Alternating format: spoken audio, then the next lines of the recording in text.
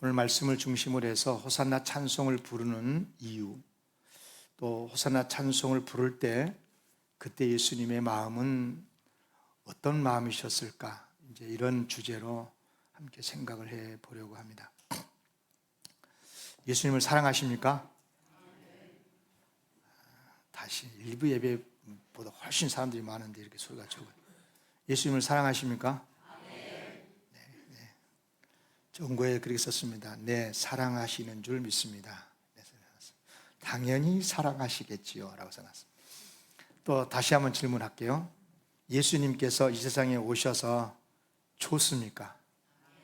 네, 아멘 할 줄 알았습니다. 아멘, 당연하죠. 당연하죠.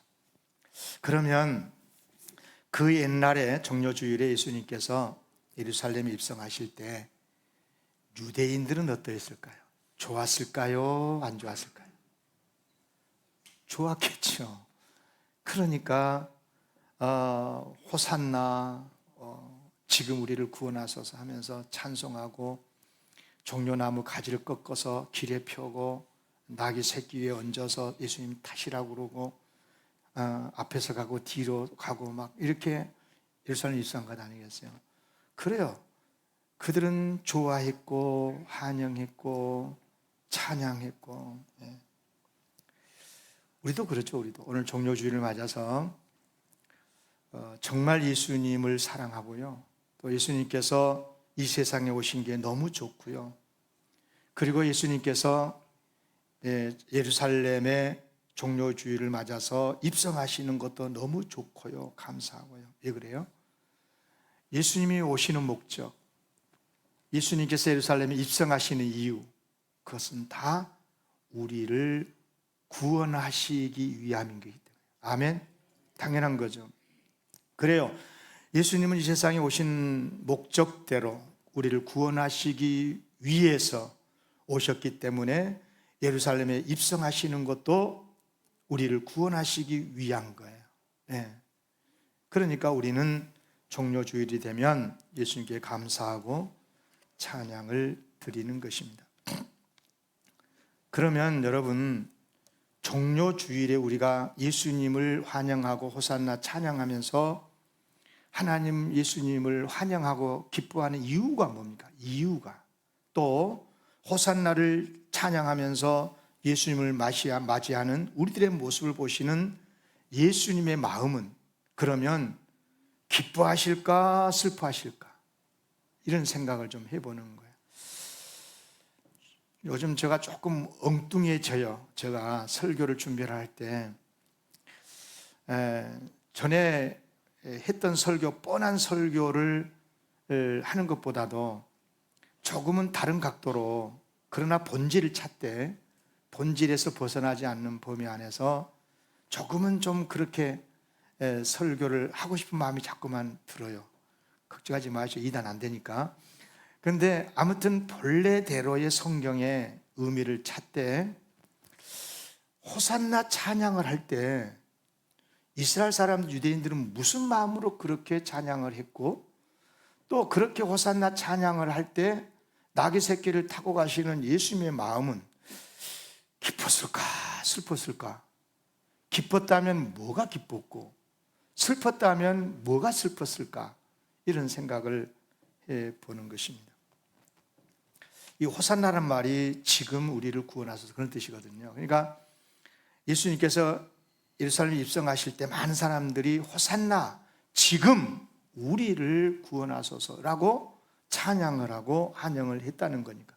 그러니까 곧 이 말은 예수님을 메시아로 믿었다는 뜻인 거거든요. 예수님을 메시아 왕으로 믿고 이런 찬송을 한 겁니다. 그렇다면 예수님께서 그런 찬송을 들었을 때 무척 기뻐했을 것 같아요. 당연히 그러지 않았겠어요?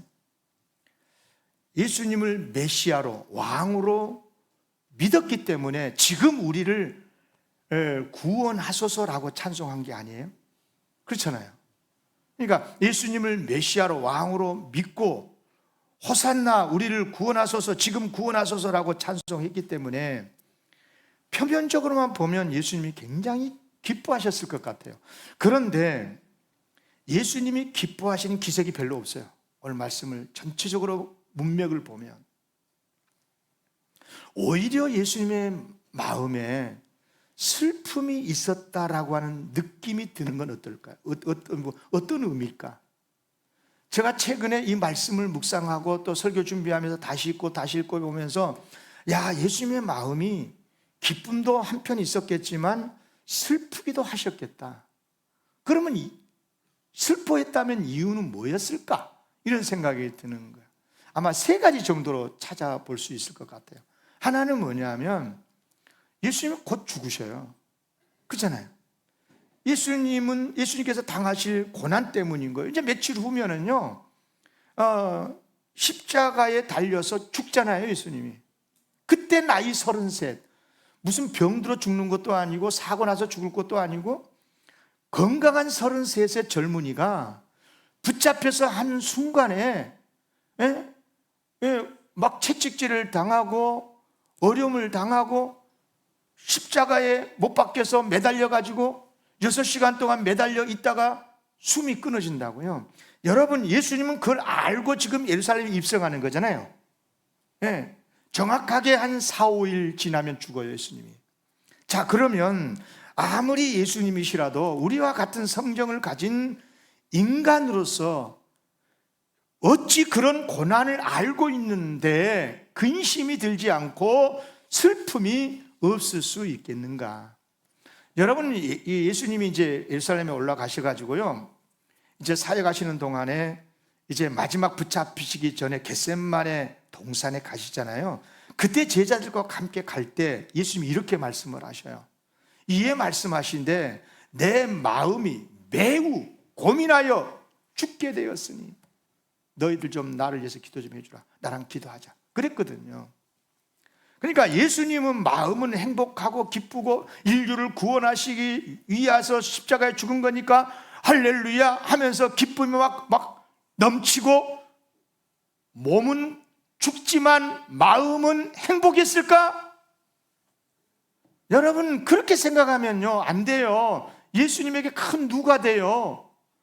예수님이 그렇게 말씀하셨잖아요. 내 마음이 매우 고민하여 죽게 되었다. 예수님 마음이 죽었대요. 얼마나 마음이 무겁고 힘들었으면 이렇게 표현을 하겠습니까? 그러나 이런 고통 슬픔은 그래도 인류를 구원하시기 위한 거니까 참아낼 수 있다 하고 인류를 구원하시려고 하는 그 기쁨이 너무 클 것이기 때문에 이런 마음은 이겨냈다고 믿어요. 아멘? 저는 그렇게 믿어요. 그래서 그러면 두 번째는 뭐냐? 두 번째 슬퍼하는 이유는 뭘까? 그러면 당시 유대 종교 지도자들이에요. 예수님은 이제 예루살렘에 입성하시잖아요. 그러면 첫날부터요 예루살렘의 성전에 바로 들어가요. 들어가시면서 그들의 타락상을 보게 되는데요, 그들은요 만민이 기도하는 거룩한 하나님의 성전을 강도의 소굴로 만들었거든요. 자기들도 예수를 구주로 믿지 않을 뿐만이 아니라 사람들이, 유대인들이 자기를 믿고 자기를 따르려고 하는 것을 보고 막고 방해하고 예수를 믿지 못하도록 했거든요. 이런 악한 종교 지도자들을 보실 건데 여러분이 어떻게 예수님의 마음이 좋을 리만 있겠습니까? 그러나 이런 것보다 세 번째로 비교할 수 없을 만큼 고통스럽고 슬픈 마음이 있었을 거예요. 그게 뭘까? 저는 이것을 지금의 한국 교회를 보고 우리의 모습을 보면서 이 말씀이 떠올랐어요.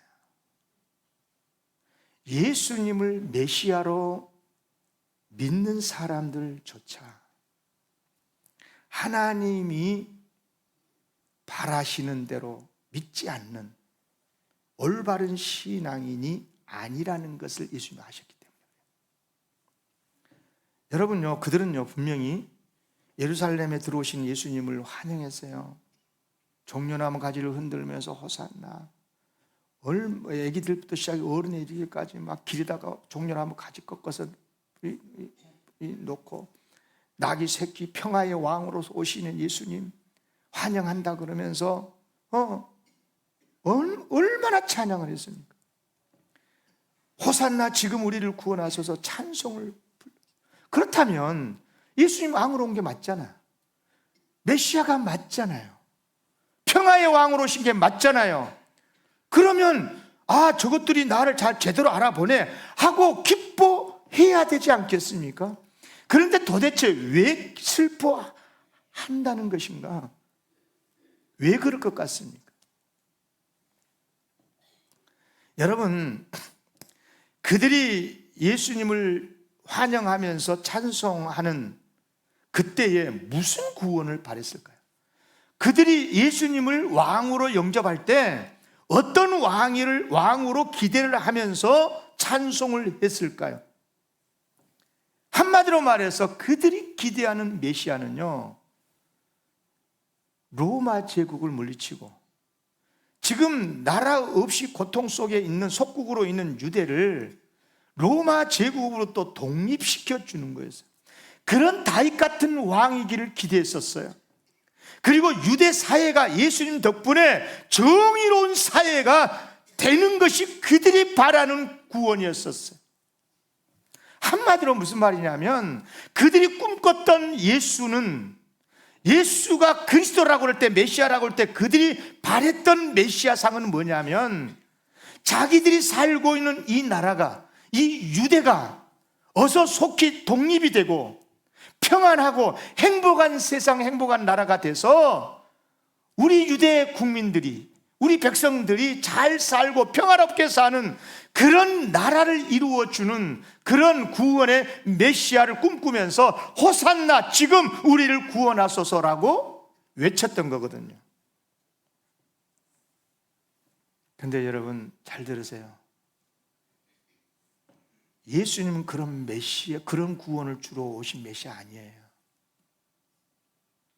예수님은 그런 꿈을 1도 안 꾸었거든요. 그런 것을 이루려고 오신 게 아니거든요. 로마를 물리치고 유대를 독립시켜주고 유대 사회의 불의한 사회를 정의로운 사회로 만들어 주시는 메시아로 온 게 아니거든요. 그런데 그들은 그런 메시아로 기대하면서 호산나 찬양하고 있으니, 여러분 실제로요, 예수님이 그들이 유대인들이 환영한 바대로 그런 꿈을 꾼 대로 예수님이 그렇게 하셨습니까? 예루살렘에 입성하신 다음에 그렇게 하셨습니까? 예수님께서 오셔서 로마 제국을 물리치고 유대 나라를 독립시켜 주었습니까? 예수님이 온 다음에 유대 사회가 정의로운 사회가 되었습니까? 결코 아니었었어요. 오히려 조금 세월이 지난 다음에 이스라엘은 완전히 패망하고 말았어요. 그 전에는요, 바벨론에게 BC 587년에 멸망을 당할 때 어려움을 당했지만 그 이후에 다시 그래도 예루살렘으로 다시 귀환해서 성전도 재건할 수 있었고 유대 땅을 자기 나라로 품고 살 수는 있었어요. 비록 속박은 당했지만 어려움에서 생활하긴 했지만 그래도 내 나라 내 조국을 생각하면서 그 땅에서 살 수 있었어요. 그런데요, 예수님이 십자가에 죽으신 다음에 그들이 꿈꾼 바대로 예수님이 그렇게 하시지 않고 예수님은 그들은 그 나라가 지구촌에서 없어졌다니까. 예루살렘이 망해버리고 말았어요. 패망하고 말았어요. 땅 한 평 없이 로마에 의해서 짓밟히고 말아버렸어요. 여러분, 유대 사회 정의로운 사회가 됐다고요? 1도 없어요. 불의한 사회가 더 되고 말았어요. 아니 도대체 뭐예요? 여러분, 예수님은 이른바 정치적인 메시아로 오신 것이 아니었었어요. 그런데 그런 메시아를 기대하면서 호산나 찬양하고 그런 사람들을 볼 때, 그런 무리를 보실 때 예수님이 슬퍼하실 수밖에 없었어요. 실제로 그들은 곧 예수님에게 실망할 겁니다. 호산나 찬양했는데 예루살렘에 들어오셔서 예수님의 하시는 여러 가지 행적들을 보면 기가 막혀요. 옛날에는 기적이 더 많이 베풀었는데 요즘은 이번에는 기적도 안 베풀어. 어려움 속에 막 몰려들어요. 저러다가 잡혀서 죽게 생겼어요. 도대체 예수님 뭐야? 실망한 나머지 나중에는 어떻게 되냐? 십자가에 못 박으라고 호산나라고 예수님을 환영하면서 영접했었던 그들의 입에서 예수를 십자가에 못 박으라고 제거하라고 소리 질렀잖아요. 그리고 그들은 예수님을 버렸어요. 다시 말해서 그들은 예수님을 믿었지만 예수님에 대한 잘못된 기대감에 잘못 믿게 된 거예요. 이것을 아시는 우리 예수님 어찌 슬퍼하지 않을 수 있었겠습니까? 여러분요, 가룟유다 잘 아시잖아요. 가룟유다. 예수님께서 그런 가룟유다를 보실 때 어떤 마음이셨다는 것을 아시죠? 여러분 매우 슬퍼하셨거든요. 매우 실망하셨습니다. 이유가 뭐냐면 가룟유다 오해하지 마세요. 가룟유다 예수님을 믿었어요. 메시아로 믿었다고요. 왕으로 믿었어요. 얼마나 잘 믿었으면요 모든 것 버리고 다른 제자들처럼 예수님을 따랐던 제자였어요. 3년 동안이나 따랐어요. 그런데 왜 그런 가룟유다를 보시고 예수님이 슬퍼하셨을까요? 가룟유다도 역시 오늘 본문에 나타난 대부분의 유대인들이 그랬던 것처럼 예수님을 기대할 때, 예수님을 믿고 따를 때 나라를 속히 독립시켜 주시고 강대국으로 만들어서 왕이 되실 거라고 믿었거든요. 그리고 그때 한 자리 차지할 것으로 기대하고 따랐거든요. 그런데 전혀 기대에 부응하지 않는 예수님, 아니 이제 예루살렘에 들어왔으니까 그렇게 하실 줄 알았는데 이게 뭐지? 이게 뭐야 이게? 그러다 보니까 이게 예수님을 불신하게 되고 괜히 예수님과 같이 처신했다가 나까지 어려워진 게 아니야? 머리 똑똑했거든요. 가룟유다요. 얼마나 머리가 잘 돌아가는지 몰라요. 그러니까 예수님과의 일행 속에서 회개까지 맡았죠. 여러분요, 그러나 결국은 자기의 기대에 어긋난 예수님의 모습을 봤을 때 그는 불신하게 됐고 예수님을 떠나게 되지 않습니까? 그런 유다에 대해서, 가룟유다에서 예수님이 뭐라고 평가하셨어요? 이것은 같이 읽어야 됩니다. 여러분, 예수님의 말씀입니다. 예수님이 가룟유다에 대해서 말씀하신 거예요. 같이 읽겠습니다. 시작. 인자는 자기에 대하여 기록된 대로 가거니와 인자를 파는 그 사람에게는 화가 있으리로다. 그 사람은 차라리 태어나지 아니하였더라면 제게 좋을 뻔하였느니라. 여러분요, 예수님이 누구한테 이런 말을 했어요? 아무나에게나 이런 말 안 해요. 예수님이요, 가룟유다에게. 그러니까 지금 오늘 본문에서의 이 대중들, 이 회중들, 예수님을 호산나라고 영접하고 환영했었던 이 사람들, 그 많은 사람들의 모습 속에서 누구가 연상이 됩니까? 가룟유다라고 말입니다. 가룟유다는 개인적으로 그랬고 오늘 본문에 나타나는 이 사람들은 대중들로, 민중들로 그렇게 한 거예요.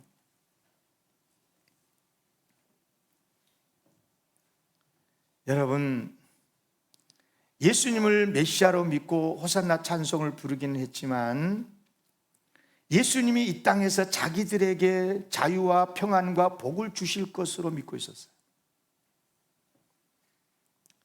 그러니까 그래서 예수님이 그들에게 이 땅에서 평안과 그들이 기대한 대로 복을 주시지 않으면 언제라도 예수님을 떠날 수 있는 사람들. 그래요, 종료주일에 예수님의 마음을 가장 아프게 만들었던 사람들은 다른 사람들이 아니고요, 예수님에 대한 잘못된 기대와 믿음으로 호산나 찬송을 부르는 사람들이었어요. 물론 그날 찬송 불렀던 사람들이 다 예수님을 배반했다고 생각하지는 않아요.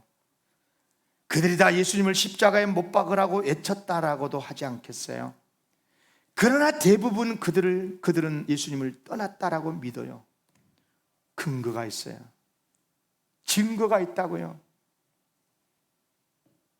어떻게 예수님 그걸 아셨을까? 여러분요, 성령 강림절, 오순절에 임했죠. 이 말씀을 하실 때, 이때 예수님이 예루살렘에 입성하신 종료 주일 계산해 보면은요, 예수님이 십자가에 죽으시고 부활하신 다음에 50일 만에 오순절이죠. 그러니까 이때부터 계산하면 약간 50일보다 조금 적어요. 약 2달, 또 채 되지 않는. 그때 최초의 예루살렘 마가 다락방에 모여서 이제 기도하면서 성령의 체험을 하고 교회 역사가 시작이 되는데, 그때 그 자리에 몇 명이 모였어요? 120명. 다 어디 간 거예요? 그 서울시 광장에 모였던 그 사람 다 어디 갔어요? 예루살렘 예수님이 입성하실 때 호산나 찬양했었던 그 많은 무리들 다 어디 갔어요? 120명. 여러분요, 잘 들으셔야 됩니다. 그들이 기대했던 예수님이 아니니까 흩어질 수밖에 없었고요. 그래요, 여러분, 그런 모습을 보신 예수님이 얼마나 마음이 아프셨을까 하는 겁니다. 우리는 어떻습니까? 오늘 종료 주일에 호산나 찬송을 부르면서 구원을 바라는 우리는 어떻습니까? 도대체 예수님께 우리가 호산나라고 찬송하는 그 구원을, 무슨 구원을 바라면서 호산나라고 찬송하는 것입니까? 세상에서 살 동안 건강하고 부귀영화 누리는 것입니까? 그렇다면 첫 종료주일 때 유대인들이 구했었던 그런 구원과 같지 않을까요? 물론 우리는 이미, 이제 우리 영광교회 성도님들은 저는 그렇게 믿어요.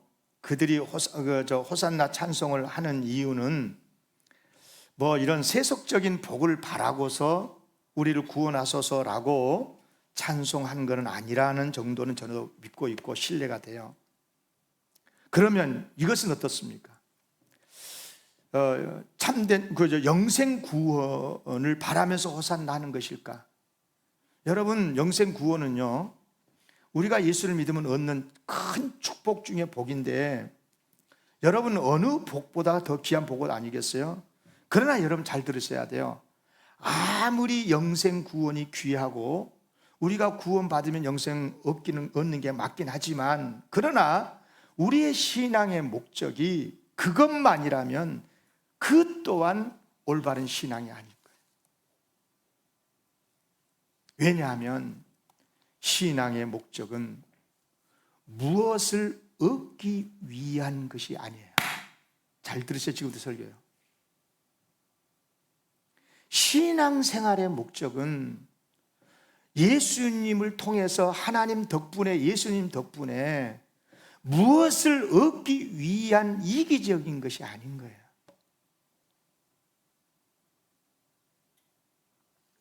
오해하지 마세요. 예수를 믿으면 구원 받습니다. 예수 믿으면 천국 갑니다.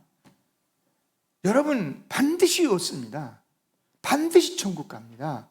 하나님의 약속이거든요. 그럼 무엇이 문제라는 것인가?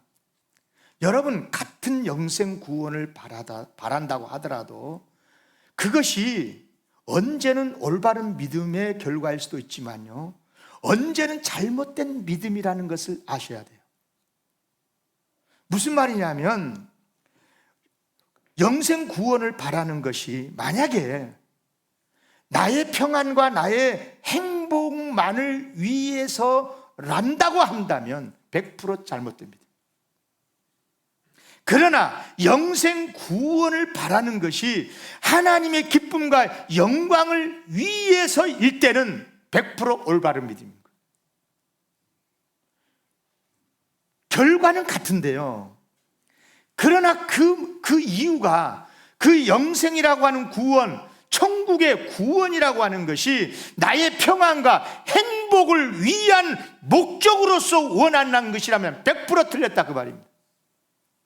하나님께서 우리를 사랑하셔서 우리에게 주시는 약속대로 얻은 구원이라고 믿고 하나님의 영광과 기쁨을 위한 구원이라고 믿는다면 100% 올바른 신앙인 거예요. 이해가 가십니까? 지금 무슨 말씀인지요? 여러분, 우리 하나님 우리를 얼마나 사랑하는 줄 아세요?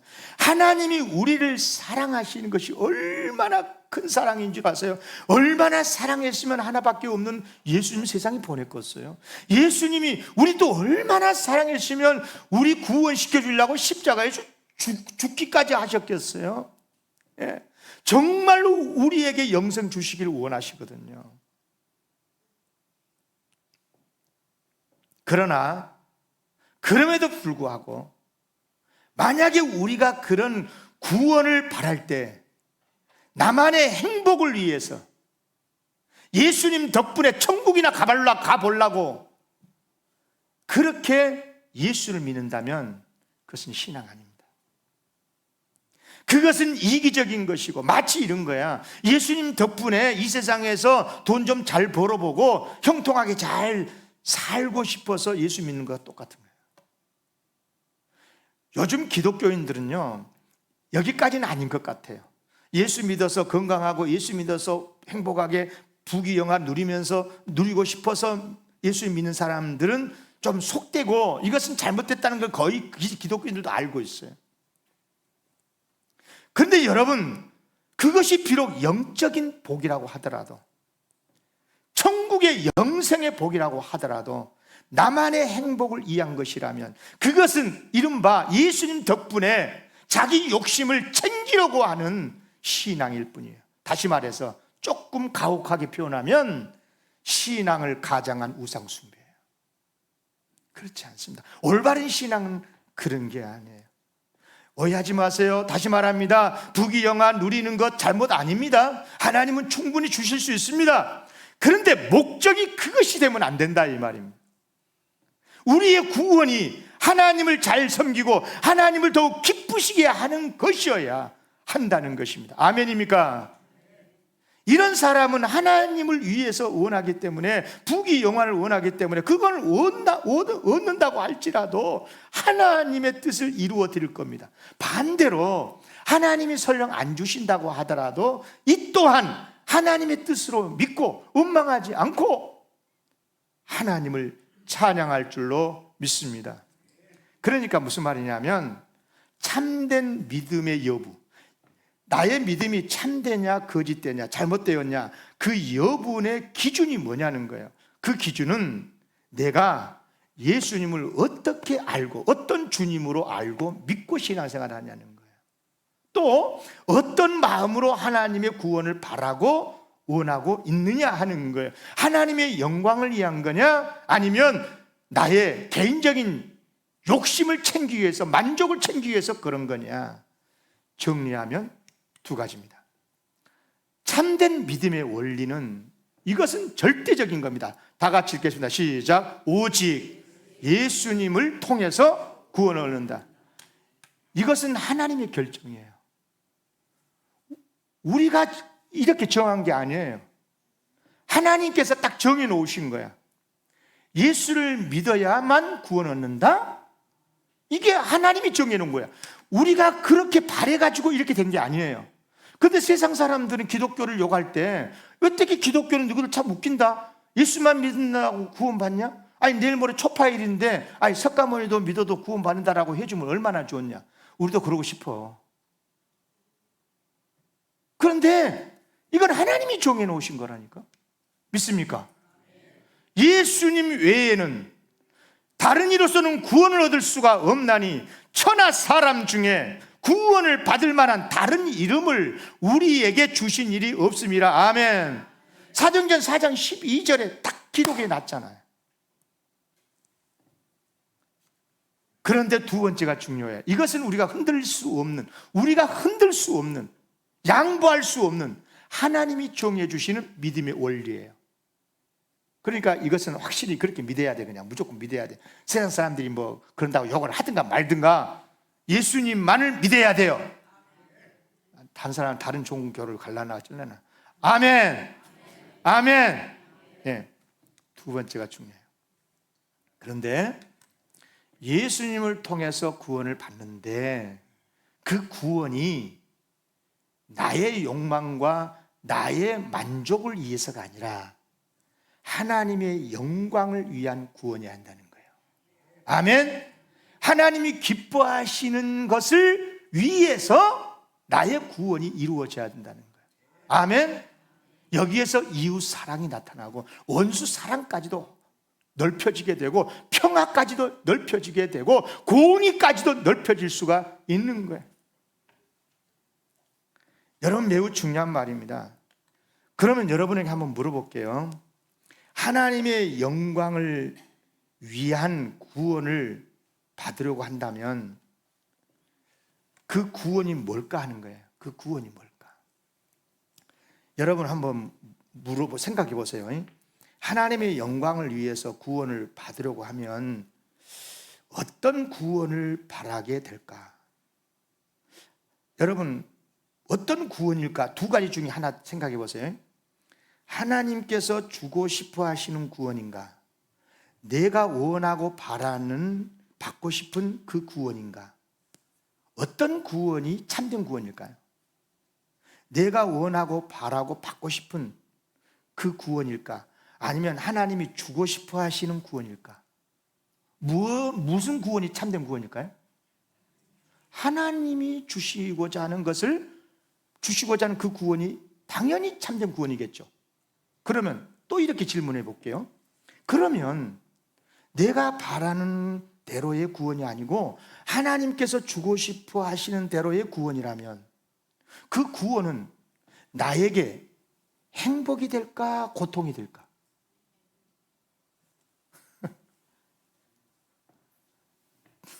자신 좀 있게 대답 좀 해봐야 그래야 설교 빨리 끝내지. 나에게 고통이 될까, 행복이 될까? 아멘. 이유가 뭐예요? 따라합시다. 나보다 나를 더 사랑하신 하나님, 나보다 나를 더 잘하시는 하나님. 그러니 비교할 수 없을 정도로 나는요, 우리가 바라고 원하는 것은 내가 실수해가지고 바라고 원할 수도 있어요. 나는 그 사람이 진짜인 줄 아는 살아보니까 별거네. 나는 그 회사가 진짜인 줄, 좋은 회사인 줄 알았는데 때 보니까 잘못된 회사네. 나는 그 자리만 올라가면 행복할 줄 알았는데 올라갔다가 어려움 당하네. 그런 일이 많잖아요. 우리가 원하고 바라는 구원이 나에게 행복 줄 것 같아도 그렇지 않다 이 말입니다. 하나님께서 주시고자 하시는 그 구원이 진짜 복인 줄로 믿습니다. 아멘. 자, 그러면 하나님께서 주시고 싶어하는 구원이 뭘까? 이제 결론에 다 왔습니다. 하나님께서 진짜 나에게 주고 싶으신 구원은 어떤 구원일까? 하나님은 나보다 더 잘하시고 나보다 더 사랑하시는, 우리 부모 누구보다 다 나를 사랑하시는 하나님이니까 틀림없이 하나님이 주고 싶어 하시는 거 최고로, 나에게 최고로 좋은 복이 될 건데, 그러면 그게 뭘까요? 뭘 것 같습니까?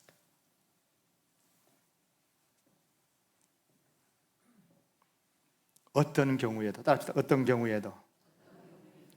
경우에도 하나님과 함께하는 사람이 되는 것. 아멘. 왜? 하나님은 우리 인생에 나의 복 중의 복이고 생명 주신 분이고 생명이 살아가는 데 필요한 모든 복을 주실 수 있는 복의 근원이시니까. 그런데 감사하게 해서 그 하나님이 먼저 다가오셔가지고 나 너 사랑하니까 나랑 같이 사랑 나누면서 살자. 우리 예수님, 하나님이 나보다 더 나를 사랑하시는 하나님. 사랑하면 여러분 함께 하고 싶지 않습니까? 하나님이 우리를 얼마나 사랑하시는지, 예수님 우리를 얼마나 사랑하시는지, 나랑 같이 살자. 그래가지고 하나님이 도망갈 것 같으니까, 우리가 도망갈 것 같으니까, 아무리 사랑한다 그래도 도망갈 것 같으니까 아예 하나님께서 만들어버렸어요. 뭘로 만들어본 줄 아세요? 우리를 따라하겠습니다. 하나님의 자녀로. 이것이 구원입니다. 그래서 예수를 믿으면 구원받고 하나님의 자녀가 되는 것입니다. 아멘. 요한복음 1장 12절 말씀 잘 보세요. 영접하는 자, 누구를 영접하는? 예수 그리스도를 영접하는 거예요. 영접하는 자 곧 그 이름을, 예수님의 이름을 믿는 자들에게는 뭐가 되는 권세 줬다고요? 하나님의 자녀가 되는 권세를 주셨으니. 아멘. 그러니까 하나님께서 우리에게 주시기를 원하시는 구원은 뭐냐면, 그냥 예수 믿고 좀 복 좀 받고 건강하게 되고 오래 살고 이런 정도가 아니고, 같이 내 자녀가 돼갖고 내 아들, 딸이 돼가지고 어디 가지 말고 나랑 같이 함께 살자. 행복하게 사랑 나누면서 살자. 그리고 이 세상에서만이 아니고, 금방 가잖아. 최계수 권사님 이제 70대니까 금방 갈 건데 평생 천국까지 같이 가자. 그래서 천국까지 같이 가서 살자고 한 거예요. 할렐루야. 아멘. 책에서 권사보다 먼저 간 사람은 하나님이 더 사랑하실지 먼저 데려간 거고. 할렐루야. 정말 감사하지 않습니까? 이게 구원입니다. 이게 구원. 그러니까 예수 믿어서 구원받는다는 게 뭐냐? 하나님께서 내가 주고 싶어 하시는 구원은 뭐냐? 하나님의 자녀가 돼서 하나님의 자녀로 사는데, 이 세상에서 짧은 몇십 년 살다가 끝난 게 아니고 영원히 천국까지 내 자녀로 살거라 하고 천국까지 데려가는 것이 구원인 줄로 믿습니다. 천국 가려고 예수 믿는 게 아니에요. 예수 믿으면 제 용서 받는 정도가 아니고 하나님의 자녀가 된다니까요. 가장 친밀한 관계를 그렇게 설명할 수밖에 없어요. 왜냐? 이 세상에서 가장 친밀한 관계는 부자 관계잖아요. 부녀 관계잖아요. 그러니까 이 세상에서 가장 가까운 사이로 살다가 가장 가까운 사이로 천국까지 가서 살자. 얼마나 고맙습니까? 그런데 이 단어보다도 더 뛰어난 단어가 없어. 오늘 신부도 왔는데 그래도 좀 신부에게 선물 하나 주기 위해서 이사야 62장 5절에 보니까, 신랑이 신부를 기뻐함 같이 내 하나님께서 너를 기뻐하시리라. 아멘. 여기다는 신부라고 표현했네. 알아보면 못 알아들어 지금은. 아무튼 그래. 아무튼 신부, 예수님께서, 우리 하나님께서 얼마나 우리를 기뻐하시는지, 야 그냥 같이 그냥 각시대 갖고 같이 살자, 이렇다니까. 말씀 마칩니다. 하나님이 우리에게 주시고 싶어 하시는 구원, 그리고 주시는 구원은 하나님의 아들, 딸이 되어서 영원히 함께 살자는 것입니다. 그렇다면 여러분, 나머지는요, 잘 들어보세요. 하나님께서 주시는 그 외의 모든 구원과 복은요, 결론적으로 하나님의 자녀가 되었기 때문에 저절로 받아지는 것입니다. 영생도, 천국도. 아멘. 천국 가려고 예수 믿는 게 아니야. 하나님의 자녀가 됐으니까 자연스럽게 천국 가. 하나님의 자녀가 됐으니까 영생 얻어. 하나님의 자녀가 됐기 때문에 기도가 응답이 돼. 내가 세상에서 가치 있고 보람된 삶을 사는 것도 하나님의 자녀가 되었기 때문에 그런 거예요. 누가 개인 구원, 사회 구원 있다 이 이야기를 만들어 놨어요. 구원은 그런 게 아니에요. 축복합니다. 예수님만을 구원의 메시아로 믿으시기를 바랍니다. 그리고 예수를 믿어서 하나님의 아들, 딸이 된 줄로 믿으시기를 바랍니다. 이건 내가 약속한 게 아니고, 내가 아무리 피를 토하듯이 말해도 내 말이면 거짓말이야. 하나님의 약속이라니까요.